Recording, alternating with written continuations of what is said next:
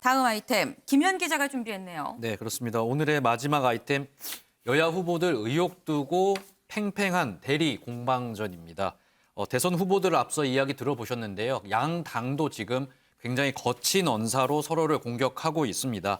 일단 민주당 상황부터 좀 살펴보면요. 이재명 후보의 배우자 김혜경 씨 법카 유용 의혹의 제보자, 이 통화 내용이 공개가 됐는데 제보자 여기서 김혜경 씨가 주문한 많은 음식량을 두고 여기에 좀 의구심을 드러내면서 집에 기생충이 사는 거 아니냐 이렇게 발언을 해서요. 이 기생충 발언이 굉장히 큰 관심을 불러일으켰습니다. 국민의힘은 이 부분 놓치지 않고 이 부분에 기생충 이 부분에 대해서 집중 공격에 나섰는데요. 네. 일단은 권영세 선대본부장의 발언부터 들어보고 이야기 이어나가겠습니다. 성남시장 시절 점심 9끼, 저녁 9끼를 먹은 업추비 사용 내역이 드러났고 각 부서 법카를 총동원해서 사용한 흔적도 드러났습니다. 지금 국민들은 초밥 10인분이 어디로 갔는지 5급 공무원 배 씨가 말했던 기생충이 과연 누구인지 궁금해하고 있습니다. 네, 이 음식 주문 관련해서요 또 다른 이제 보도가 나왔는데 네. 일단 경기 주택공사가 이재명 후보 자택 바로 옆집을 직원 합숙소로 사용하기 위해서 계약했다 이런 보도가 이어졌습니다. 네. 김재훈 국민의힘 최고위원은 이 부분을 좀 짚으면서요. 네. 이 기생충이 이재명 후보 집에 살았던 게 아니라 옆집에 살았나 보다.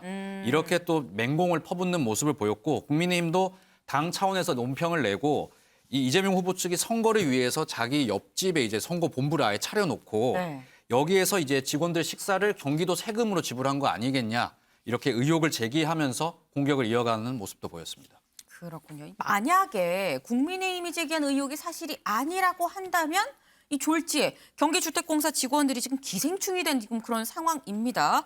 여기에 대해서 민주당 뭐라고 합니까? 네, 민주당 선대위 공보단은 일단 이 내용이 명백한 허위 사실이라면서 강경 대응을 좀 방침을 밝힌 상황입니다. 네거티브 중단하라 엄포를 놓은 상황인데요. 네. 뭐 전혀 숙소 이제 뭐 잡는데 이재명 후보와 관여할 이유가 없었고 경기주택공사도 지금 이 부분에 대해서 뭐 전혀 사실 무근이다 이야기를 하고 있다면서 네. 해명을 내놓고 있습니다. 지금 당시 경기주택공사의 이현욱 사장이 지금 이재명 캠프에서 선대위 활동을 하고 있는데 이 이현욱 사장 역시 이 주건 숙소를 잡은 것은 맞지만 이재명 후보 옆집이었는 것은 몰랐다 해명하고 나섰고요. 네. 이 숙소가 뭐 다른 의미로 사용된 게 아니라 판교사업단 직원 숙소로 사용이 된 거다. 그리고 이재명 후보의 옆집이었던 것은 언론 보도를 보고 나도 알았다 이렇게 해명을 한 상황입니다. 하지만 국민의힘 이 부분도 놓치지 않고 공격을 하고 있는데 김인혜 송대위 이제 공보단장 같은 경우에는요. 이 직원 합숙소를 경기도지사 집 옆에 바로 잡는 것은 상식적으로 좀 이해하기 힘들다면서요. 이 수상하다 이 해명에 대해서도 공격하는 모습을 보였습니다. 이현정 위원님. 네. 이 만약에 국민의힘이 제기한 이 의혹이 맞다고 한다면 사실 어마어마한 겁니다. 그렇죠. 그런데 아니라고 한다면 또 이게 반대로 국민의힘의 역풍으로 볼 수도 있는 거거든요. 참 공교롭죠. 지금 경기주택공사 같은 경우에 이제 경기도 내에 한 130군데 합숙소를 운영하고 있다고 하는데요. 네. 성남시는 여기 딱 한 군데라고 그럽니다. 근데 하필 그게 이재명 후보 집의 바로 옆집이에요. 제가 사장님 옆집에 살면 기분이 어떻겠습니까? 굉장히 안 좋겠죠. 그러니까 그런 거 마찬가지로 특히 이제 2020년 8월 달에 계약을 했다고 그래요. 2020년 8월 달이 이제 이재명 후보가 대법원에서 무죄로 확정되고 이제 본격적으로 선거를 뛸 때입니다. 이제 그런 상황에서 이제 이걸 계약을 했다는 것이고 그걸 이제 방송 보고 알았다라고 이야기를 하는 것인데 이게 참 아무리 우리가 좀 이해하려고 해도 굉장히 공교롭게 왜 하필 여기에 했을까? 그리고 또 여기에 61평 정도 된다고 하는데 그러면 여기에 이제 직원들이 한 4명 정도 살았다고 그래요. 네. 그럼 그동안 예를 들어 이현욱 그 전 사장 같은 경우는 뭐 리틀 이재명이라 불릴 만큼 굉장히 이재명 후보의 측근으로 알려져 있습니다. 그리고 선대위에 관련돼 있고 그렇기 때문에 이제 이건 아마 좀 규명을 해야 될 것 같아요. 아마 이거는 주택공사 측에서 그냥 직원들이 거기 살았다는 어떤 좀 증빙을 한다든지 뭐 그렇게 된다면 이거는 의혹은 뭐 빨리 해소가 될 겁니다. 근데 이제 지금 나오는 게 뭐냐면 이 집 주인, 이 원래 집을 가지고 있는 원주인이 성남시에서 그 관련 단지 근무를 했고 또 그 부인 같은 경우는 또 이 김혜경 씨하고 또 가족들하고 친했다는 거거든요. 지금 국민의힘 주장에 따르면 또 함께 캐나다 연수 갈 때도 같이 따라갔다는 것이고 그렇다면 이재명 후보 입장에서 보면 그분이 살았던 집에 전세가 들었는데 누가 들었는지 그동안 몰랐다는 게 잘 좀 설득이 안 되는 거 아니냐. 그래서 아마 이거는 좀 빠른 어떤 의혹 해소가 필요할 것 같습니다. 이거는 경기도 주택공사 측에서 이 부분에 대한 좀 의문들은 빨리 좀 해명할 필요가 있어야지. 안 그러면 이 논란은 아마 이번 선거까지 계속 아마 확산이 될 것 같습니다. 네, 지금 이 말씀을 주시면서 공교롭다는 얘기를 3번이나 쓰셨습니다. 공교로워서 사실 의혹으로 제기가 된 거죠. 그렇기 때문에 이 저희 위원님 말씀처럼 이 공교로운 의혹 빨리 좀 이 해소가 돼야 될, 해명이면 해명이 돼야 될 부분이라고 생각을 합니다. 그런데 국민의힘만 의혹을 제기하고 있는 게 아니죠. 민주당도 이 후보 의혹을 꺼내 들었던데요. 네, 그렇습니다. 민주당 같은 경우에는 이 어퍼컷 세레머니로 이 건강함 어떤 좀 공격적인 모습을 보이고 있는 윤석열 후보의 이 모습을 거론을 하면서요. 네. 윤석열 후보의 군면제 의혹에 대해서 본격적인 좀 의혹을 제기하고 나섰습니다. 일단 송영길 대표의 발언부터 들어보시고 이야기 이어나가겠습니다. 윤석열 후보에게 다시 한번 질문합니다. 그렇게 국가안보를 떠드는 국민의힘이 항상 보면 군대를 안 간 사람들이 많습니다. 이 윤석열 후보도 부동시란 이름으로 군대를 면제당했어요. 어저께 원주에 와서 어퍼컷 세레머니를 한 거 보니까 무슨 씨름 선수처럼 튼튼하게 잘생겼는 튼튼한 신체를 가지고 있는데 어떻게 군대를 못 갔습니까? 네, 송영길 대표의 이야기를 좀 정리를 해보면 윤석열 후보가 이 두 눈의 시력차로 이 부동시 군면제를 받았는데 어퍼컷 세레모니 뭐 정상적으로 잘 하는데 군대는 왜 안 갔냐 이렇게 조금 비꼬는 지적하는 모습입니다. 송영길 민주당 대표 나는 이제 두 눈이 멀쩡해도 당구를 150 정도 치는데 윤석열 후보 들어보니까 네. 두 눈의 시력차가 0.7 정도 나는데 당구 500 친다더라. 비결 좀 나도 500 알고 싶다. 친대요? 뭐 이렇게 이야기를 했습니다. 그리고 좀 눈에 띄는 점은 여기에 대해서 방어를 이준석 국민의힘 대표가 직접 나선 건데요. 이 검사로 임용이 됐을 때 하는 이 약식 시력 검사와 네. 군대 면제를 받는 이 군대에서 하는 병역 그 시력 검사를 똑같이 비교하는 건 옳지 않다. 이렇게 반박하는 모습을 보였거든요.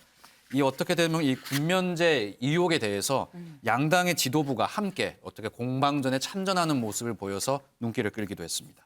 네, 지금 이 여야가 지금 뭐 주거니 받거니 공방을 벌이고 있습니다. 그런데 이런 공방에 그야말로 어퍼컷을 날린 사람이 있었습니다. 네, 바로 정의당 심상정 후보입니다. 여야 후보들의 어떤 이 의혹 폭로전에 대해서 심상정 후보 두 후보를 싸잡아서 비판하는 모습을 보였는데요. 이 두 사람 중 누가 대통령이 되더라도 이 정당성이 없는 후보들이기 때문에 민생은 날아갈 거고 정쟁은 더 격화될 거다. 이렇게 두 후보를 함께 비판하는 모습을 보였습니다. 그러면서 본인은 어떤 노동, 그다음에 민생 행보를 하면서 어제는 현대중공업 찾아서 직접 노동자들 만나면서 이번 대선이 노동 정책 없는 어떤 정책 없는 선거라는 점을 지적을 하면서요.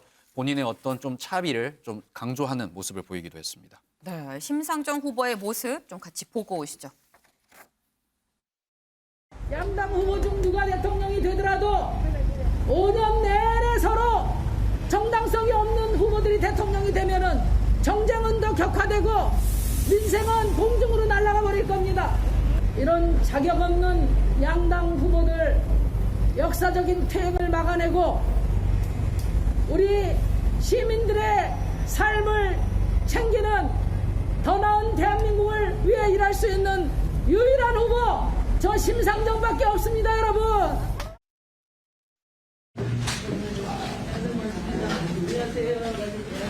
더 이상 이제 세계 12 선진국에서 사람 목숨 갈아넣는 그런 이제 기업 이제 안 된다 이 말씀을 드렸고요. 포스코 하청 노동자들이 겪고 있는 이런 부당한 차별과 위험 노동에 대해서 책임 있게 앞으로 해결해 가겠다는 약속을 드립니다. 하여튼 힘내시기 바랍니다.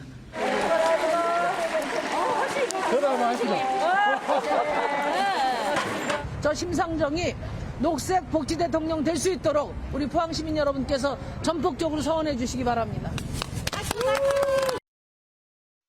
네, 지금 이 심상정 후보 오늘 유세 모습까지 좀 보셨는데 윤경호 위원님, 지금 여야의 이 말이 갈수록 좀 독해지고요. 공방도 갈수록 좀 격해지고 있는 것 같습니다. 그러다 보니까 이 심 후보가 양쪽을 다 비판하는 지금 이런 상황이에요. 정책 없는 선거가 되고 있다. 심상정 후보 얘기 중에 딱 그게 와닿죠. 사실 저렇게 유세 현장에 돌아다니면 아까도 지적됐습니다만 굉장히 감정이 격해지고 본인도 억제할 수 없는 격한 얘기들이 튀어나오잖아요. 지금 15일부터 시작됐으니까 4일째인데 이 4일 동안 양당 특히 거대 정당 두 후보들이 한 얘기들 중에 서로 상대에 대한 조롱, 비아냥 뭐 이런 그런 것들로 가득 차 있다는 게 이게 이제 앞으로 계속해서 선거운동 끝까지 이럴 것 같은 생각이 들어요. 이걸 막을 수 있는 건 결국 차분하게 앉아서 정책 토론하는 것밖에 없는데 정책 토론은 이런저런 이유로 국민의힘 쪽에서 기피를 해버려서 그냥 무산됐어. 법정 선거 토론 3번밖에 지금 기회가 없지 않습니까? 네. 그렇다면 결국 유권자들은 흔히 말하는 중도의 유권자들이 움직일 수 있는 기회는 굉장히 줄어드는 거 아닌가 그런 아쉬운 생각이 좀 듭니다. 네, 지금 아쉽다라는 말씀을 전해주셨습니다. 오늘의 탑을 좀 정해볼까요? 이 오늘의 탑. 여야의 경쟁적인 의혹 대결 그리고 여기에 일침을 가한 심상정 후보의 얘기까지 담겨 있는 김현 기자의 기사를 오늘의 탑으로 해보겠습니다.